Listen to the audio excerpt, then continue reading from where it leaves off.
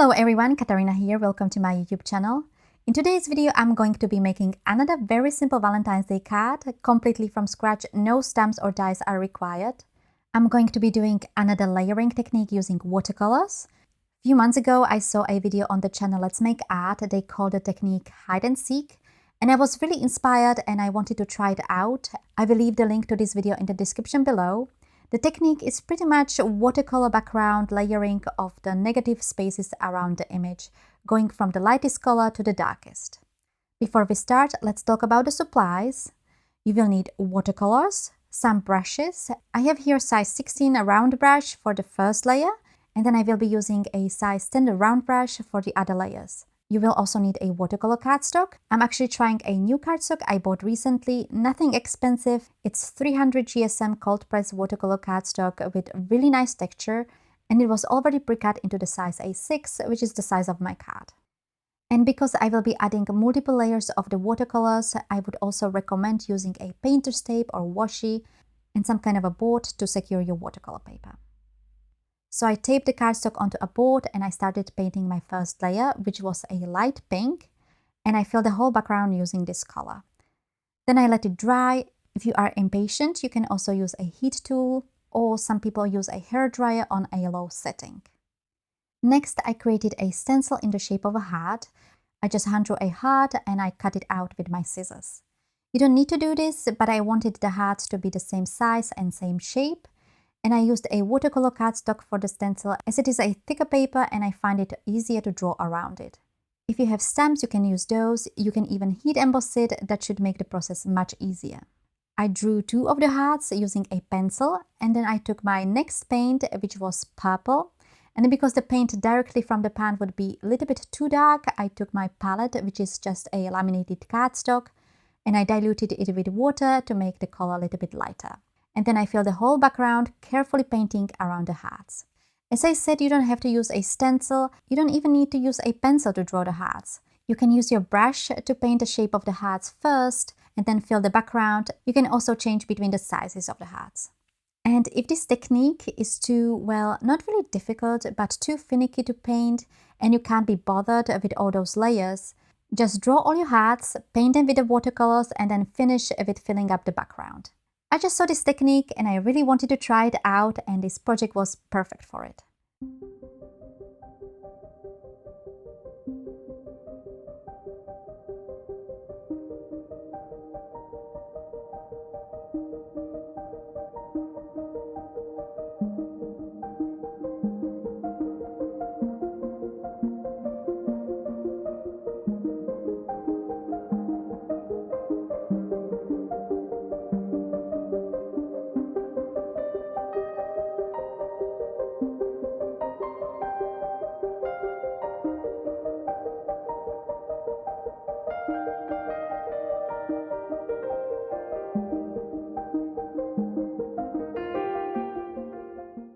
After the piece was dry, I repeated the process. I drew the hearts and then I filled the background with the next color, which was some kind of a pink. There were two things I was a little bit struggling with. First was contouring the hearts and staying outside of the lines. And the next thing, especially on the additional layers of the color, I had troubles seeing the pencil lines. And on this layer, I almost painted over the heart, as you can see here. Luckily, I was able to take off the color using a paper towel. And then I went in with the purple I used on the previous layer and I corrected the color.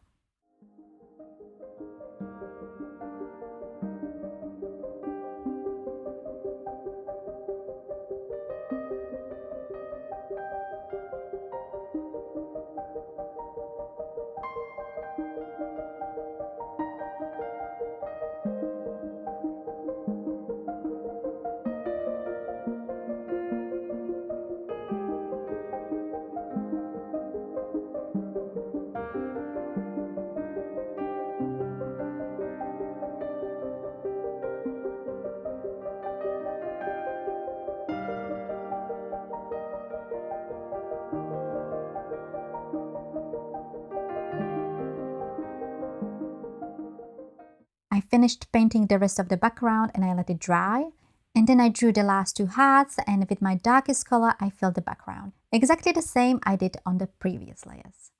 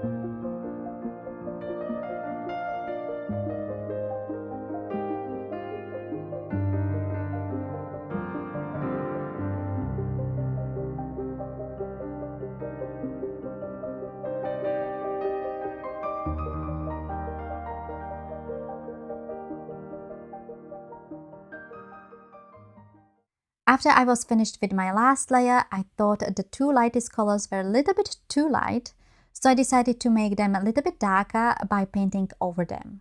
After I was happy with the look of the hearts, I carefully removed the tape. You can also use a heat tool to loosen up the tape a little bit so it doesn't tear up the paper. Since I'm making a card, the next thing I was thinking about was what to do with the sentiment. I could create a label, I could heat emboss the sentiment, but then I looked at my jar with my pens and tools and I saw a bronze gel pen I bought some time ago and never used it. And I thought it was a good idea to use it, so I took the gel pen and I wrote my own sentiment. I wrote, "Be my Valentine." As you can see, it didn't go well. The sentiment is crooked. This is why I prefer to use stamps, because there is always something wrong with the sentiment when I write it myself. And after I wrote my sentiment, I thought it would look good if I used the gel pen to outline the hearts. To give it sort of a heat emboss look, if you have a heat embossing pen, you can use that. And I used the gel pen to outline all the 6 hearts.